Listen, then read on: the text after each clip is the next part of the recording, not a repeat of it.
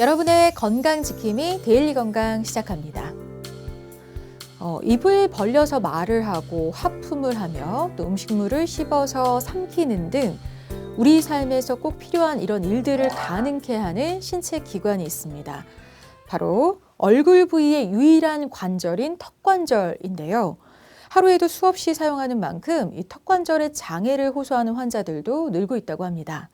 자, 오늘 데일리 건강에서는 방치하면 삶의 질을 떨어뜨릴 수 있는 현대인의 질환, 턱관절 장애에 대해서 자세하게 알아볼 텐데요.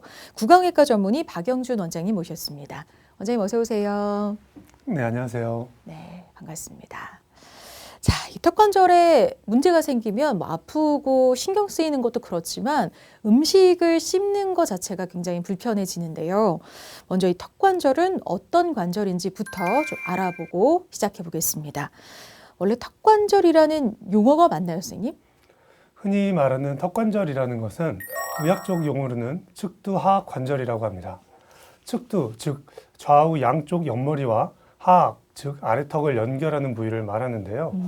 얼굴에서 광대뼈를 지나 양옆으로 귀 앞을 손가락으로 누른 상태에서 입을 벌렸다 다물면 동그랗게 움직이는 부위가 느껴지실 텐데 그 부위가 머리뼈와 아래턱을 연결해주는 턱관절, 즉 측두하악 관절입니다. 그런데 보통 턱관절에 문제가 있다고 한다면 관절뿐만 아니라 그 주위를 둘러싼 씹는 근육까지 같이 포함해서 생각해야 합니다. 네. 왜냐하면 뼈와 근육은 함께 움직이기 때문이죠. 그렇군요. 그래서 의학적 용어로는 측두하악 관절이긴 하지만 우선 어렵고 좀 낯선 단어다 보니까 저희는 편의상 턱관절이라고 부르도록 하겠습니다. 자, 그럼 턱관절 기능도 좀 정리를 해볼게요. 일단은 씹는 기능이 떠오르긴 하는데 씹는 기능 외에 어떤 또 기능이 있을까요? 씹는 기능 이외에 음식물을 삼키는 행위, 대화를 하거나 노래를 부르거나 하품을 하는 등 턱이 앞뒤 좌우 아래 위로 움직이는 모든 기능이 이 턱관절을 중심으로 이루어지게 됩니다. 네. 자, 그럼 이 턱관절에 생길 수 있는 질환의 종류도 좀 살펴볼게요. 어떤 문제들이 생길 수가 있을까요? 턱관절 질환으로는 크게 외부 충격과 같은 외상성 질환, 즉 골절과 같은 직접적인 질환이 있고 부정교합이나 좋지 않은 습관 등 여러 가지 복합적인 원인으로 인하여 턱관절이 닳아 나타나게 되는 질환으로 나눌 수 있습니다. 네. 외상성 경우에는 대부분 사고와 같은 우발적인 경우라 많지는 않습니다만 턱관절이 닳아서 생기는 턱관절 질환은 현대인의 대부분이 조금씩은 가지고 있습니다. 병원을 찾는 환자들은 그분들 중 통증이나 증상이 나타난 분들이라 할 수 있겠습니다. 네. 근데 크게 불편함이나 통증이 없을 뿐 턱관절 질환 현대인 대부분이 갖고 있다라고 말씀해 주셨는데 최근에 이 턱관절 질환을 겪는 환자들이 지속적으로 증가하는 추세라고요. 네, 국내 턱관절 장애 환자는 꾸준히 증가세를 보이고 있습니다. 건강보험심사평가원 통계 자료에 의하면 지난 2016년 37만 8,034명이었던 턱관절 장애 진료 환자 수는 2019년 41만 8,904명으로 3년 사이 11%가량 증가했습니다. 그렇군요. 그러니까 매년 증가하고 있는 턱관절 장애, 그 해결법을 알아보기 위해서 지금부터는 키워드를 확인해보고 그 증상과 원인, 치료법까지 자세하게 살펴보도록 하겠습니다. 먼저 첫 번째 키워드 확인해 보시죠. 3대 증상. 그러니까 턱관절 장애의 3대 증상, 그러니까 주요 증상이 있다는 건데 어떤 것들이 있을까요, 선생님? 턱관절 질환의 주요 3대 증상은 소리, 통증, 입 벌림의 제한입니다. 소리는 크게 딱딱 소리와 바스락거리는 모래 갈리는 소리 두 종류가 납니다. 네. 딱딱 소리는 가장 흔한 증상으로 턱관절이 좋지 않은 상태임을 나타내는 지표이기도 합니다. 하지만 소리가 난다고 해서 턱관절 디스크니까 나중에 안 좋아지고 혹시 수술해야 하는 것 아닌가 하고 걱정하실 필요는 없습니다. 우리나라 사람 중에서 40%는 이 소리가 난다고 할 수 있습니다. 그렇군요. 그러니까 턱관절의 주요 3대 증상, 소리, 통증, 입 벌림 제한. 이 세 가지에 대해서 좀 더 자세하게 좀 알아보도록 하겠습니다. 일단 턱에서 소리가 난다고 해서 무조건 문제가 있는 거고 치료가 필요한 거는 아니라는 말씀이신 거죠? 네. 그중 대다수가 일상생활에서 아무런 불편 없이 잘 지냅니다. 심지어는 문제가 있는지도 모르는 경우가 많습니다. 딱딱 소리가 난다 하면 조심해야겠구나 생각하고 몇 가지 주의사항만 염두에 주시면 되고 소리만으로는 굳이 치료를 할 필요는 없습니다. 네.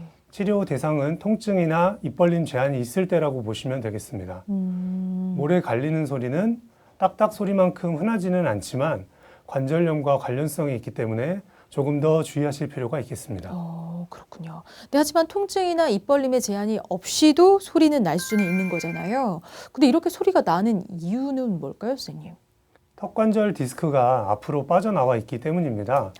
지속적으로 꽉 무는 힘이 들어가면 디스크가 앞으로 당겨져 입을 다문 상태에서도 디스크가 관절 오목 안에서 빠져나오게 됩니다. 정상적인 상태에서는 3cm 이상 입을 크게 벌릴 때만 아래 턱 과두가 디스크와 함께 관절 오목을 빠져나왔다가 다시 들어가야 하는데요. 디스크가 담은 상태에서도 빠져나와 있으면 입을 크게 벌릴 때 아래 턱 과두가 나오다가 먼저 빠져나온 디스크에 걸리게 되고 이것을 넘어가면서 딱 소리가 나게 되는 것입니다.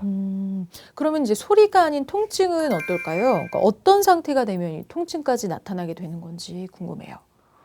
디스크가 당겨져서 앞으로 빠져나온 상태가 되면 이를 물 때 충격을 완화시켜주는 디스크 대신에 디스크 뒤쪽 인대가 눌리게 되어 통증이 생기기도 합니다.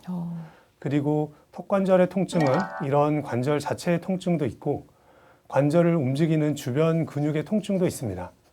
턱관절은 턱을 움직이는 근육에 의해서 문제가 생기는 경우가 많기 때문에 턱관절 자체만 보지 않고 항상 주변 근육의 문제와 함께 생각해야 됩니다. 네. 그래서 턱관절 질환도 크게 관절의 질환과 주변 근육의 질환으로 나누어서 진단을 하고 치료를 합니다. 네. 자, 그리고 이제 마지막이죠. 턱관절 질환의 3대 증상 중 소리, 통증에 이어 마지막 증상, 입 벌림 장애, 제한인데 구체적으로 어떤 제한이 따르는 걸까요, 선생님? 크게 입이 안 벌어지는 것과 벌어졌다 안 다물어지는 것 두 가지가 있습니다. 네. 안 다물어지는 것은 흔히 턱이 빠졌다고 하는 증상이고 즉시 해결이 가능한 비교적 간단한 문제입니다. 하지만 안 벌어지는 것은 조금 더 길게 치료를 요하는 증상입니다. 입이 잘 안 벌어질 때도 1mm도 전혀 안 벌어지는 경우는 없고 어디까지 벌릴 수 있는지 잘 관찰을 해야 합니다.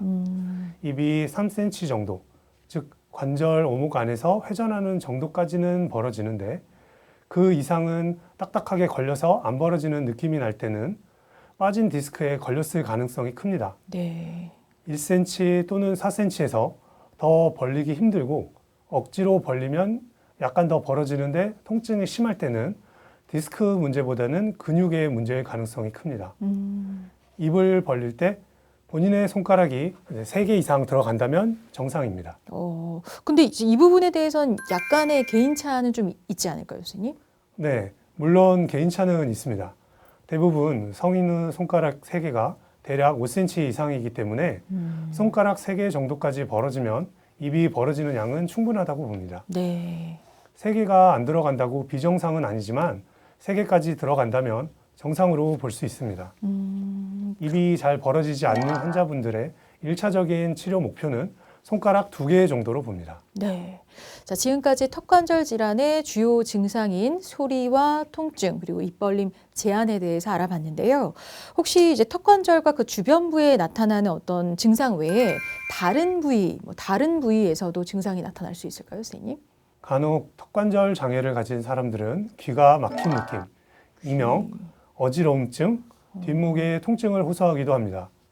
오랜 기간 동안 턱관절 장애로 힘들어하시는 분들을 보면 만성 통증으로 발전하여 정신적인 우울증이나 불안 장애, 행동 장애, 요통, 만성 두통 등을 호소하기도 합니다. 네. 자, 턱관절 장애를 이렇게 오래 방치하면 2차적인 문제가 야기될 수 있는 만큼 제때 잘 치료하는 게 중요할 것 같은데요.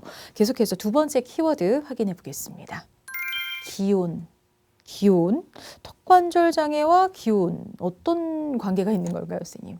턱관절 통증은 실제로 추위와 관련이 있습니다. 턱관절 주변에는 많은 신경과 혈관이 분포되어 있는데 기온이 떨어지면 스트레스 호르몬이 분비되면서 해당 혈관이나 신경이 수축, 자극될 수 있기 때문입니다. 추워지면서 턱관절 주변 근육이 뭉치는 것도 원인이 되는데요. 추운 날씨 때문에 무의식적으로 이를 꽉 깨물게 되면 턱에 힘이 들어가게 되고 이로 인해 턱 근육이 긴장하고 근육통이 발생하게 됩니다. 기온이 떨어질수록 턱 긴장도가 심해지며 통증이 생길 위험 또한 높아진다고 할 수 있습니다. 그렇군요. 그러니까 요즘같이 추운 날씨에는 특히 좀 주의하실 필요가 있겠습니다. 자, 그렇다면 이 턱관절 장애, 그러니까 턱관절을 자극, 압박하는 여러 어떤 행동들로 인해서 발생한다 보면 될까요, 선생님? 주요 원인을 좀 알려주세요. 네, 우리가 자신도 모르게 버릇이 되어버린 좋지 못한 행동들이 있습니다. 대표적인 것이 한쪽 턱 괴기, 한쪽으로 씹는 편측 저작 습관, 책상 위에 엎드려 자는 습관, 한쪽으로만 누워 자는 습관, 짝다리를 짚거나 비스듬한 자세가 있고요. 또 스트레스를 받는 현대인들이 많이 겪는 이 악물기 습관 등 여러 가지 복합적인 요인들이 작용하여 턱관절 질환의 원인으로 나타날 수 있는 것이죠. 네, 그러니까 턱관절뿐만 아니라 굉장히 복합적인 이유로 턱관절 질환이 발생할 수 있다는 말씀이신데요. 자, 그럼 반대로 이 턱관절의 문제로 인해서 다른 치과 질환이 유발된다든지 그럴 수도 있나요, 선생님? 네, 턱관절 질환으로 인하여 다른 관절들에 나쁜 영향을 주는 경우가 많습니다. 특히 목뼈를 틀어나 척추와 연결된 전신 질환을 들 수 있습니다. 치과 질환으로만 생각한다면 턱관절 질환을 일으킨 원인들이 다른 치과 질환도 유발한다고 볼 수 있습니다. 네. 예를 들면 이를 악무는 행위는 턱관절 질환뿐 아니라 치아의 마모나 파절은 물론이고 치아와 잇몸의 경계 부인 치경부를 약하게 해 치경부 마모증이 생기기도 합니다. 이런 경우 풍치가 잘 유발된다고 주장하는 학자들도 많습니다. 결국 치아가 압박받으면 감싸고 있는 뼈와 잇몸에도 안 좋은 영향을 줄 것이고 치료받은 보철물이 탈락하거나 임플란트가 부러지는 그런 경우도 발생할 수가 있다고 볼 수 있습니다. 네, 그러니까 턱관절 질환을 방치하면 치과 질환뿐만 아니라 전신에 걸쳐서 악영향을 끼칠 수 있다는 거 꼭 기억해 두시면 좋겠습니다. 자, 그럼 다시 턱관절 질환 원인에 대해서 알아볼게요. 앞서 알아본 것처럼 턱에 무리가 간 경우, 또 잘못된 자세와 습관, 이런 거 외에 타고난, 그러니까 선천적인 이유도 있을까요, 선생님? 네네. 선천적 기형이나 주걱턱, 외소각 등도 문제가 될 수는 있으나 후천적인 경우가 대부분이라고 볼 수 있습니다.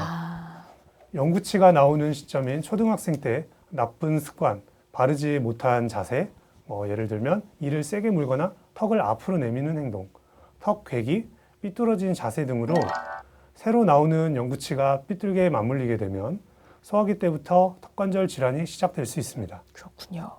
자, 후천적인 경우가 대부분인 만큼 미리미리 관심 갖고 주의를 기울이면 예방할 수 있다는 것도 기억해 두시면 좋겠습니다.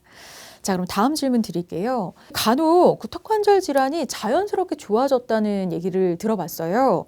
통증도 있었고 소리도 났었는데 시간이 지나면서 자연스럽게 그 증상들이 사라졌다는 거거든요. 실제로 그럴 수가 있는 건가요, 선생님? 턱관절 잡음, 즉 소리가 난다는 것은 디스크를 잡아주는 인대가 디스크를 원 위치로 잡아주려는 노력의 결과라고 볼 수 있습니다. 그런데 나이가 들수록 디스크를 잡아주는 인대가 더 손상을 받아 그런 복원력이 없어진 경우가 대부분입니다. 즉, 퇴행성 변화로 디스크가 밀려다니게 되는데 이때는 오히려 턱관절 잡음이 사라지게 됩니다.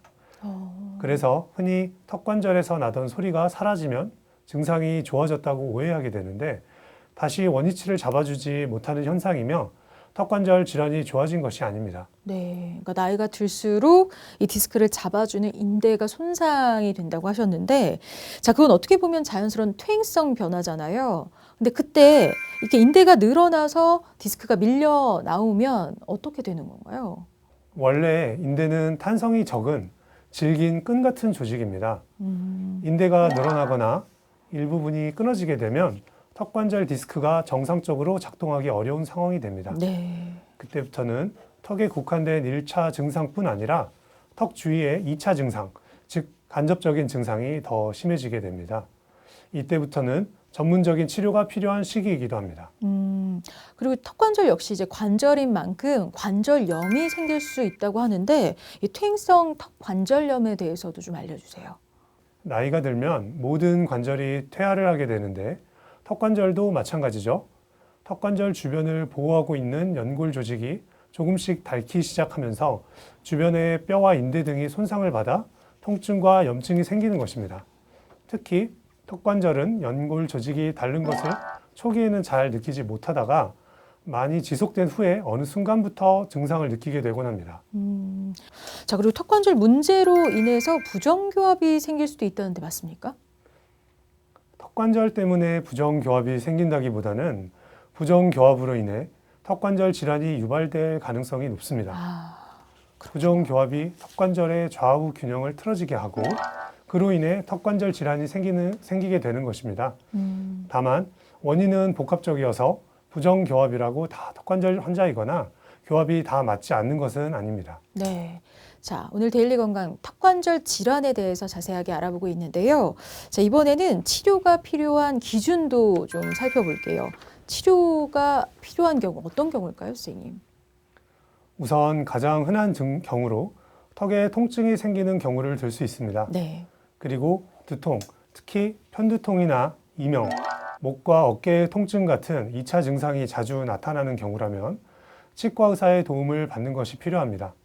또한 자연스럽게 치아를 악 물었을 때 좌우 어금니가 맞물리지 않는다면 한 번쯤 턱관절 검사를 받아보는 것도 좋겠습니다. 네. 자, 이제 계속해서 마지막 키워드 확인해 보겠습니다. 턱관절 치료의 핵심. 사실 턱관절에 통증이 있거나 뭐 입이 잘 벌어지지 않고 또 다물어지지 않으면 일상생활에 굉장히 큰 불편함을 겪을 수밖에 없는데요. 빠른 치료가 정말 중요할 것 같아요. 자, 그렇다면 이 턱관절 치료의 핵심은 뭐라고 봐야 할까요, 선생님? 예전에는 턱관절에 문제가 생기면 교정 치료부터 시작했던 시절이 있었습니다. 네. 즉 부정교합이 턱관절의 문제를 주로 유발한다고 믿고 있던 시대였습니다. 하지만 지금 트렌드의 턱관절 치료의 핵심은 작은 치료부터 시작한다는 것입니다. 처음부터 영구적으로 치아의 맞물림을 바꾸거나 돌이킬 수 없는 치료를 진행하지는 않고 우선적으로 통증 완화를 목표로 하는 것입니다. 네. 그리고 더욱 중요한 치료의 핵심은 자기 스스로 턱관절에 무리가 안 가도록 생활하는 것입니다. 대부분의 턱관절 장애 증상은 10대 중반에서 20대, 30대에 가장 많이 나타나며 40대에는 다시 적게 나타나는 경향이 있습니다. 다시 말하면 턱관절 질환은 어떤 치료를 하지 않아도 세월이 지나면서 알아서 완화되는 경향을 보입니다. 그렇지만 그 기간 동안 통증이 있거나 씹거나 말할 때 불편하시면 치료를 받는 것이 좋습니다. 네, 그러니까 무조건 교정 치료부터 생각할 게 아니라 이제 통증을 잡아주는 치료를 받게 된다는 건데요. 자, 그럼 턱관절 통증으로 치과를 찾았을 경우 어떻게 치료가 진행이 될까요?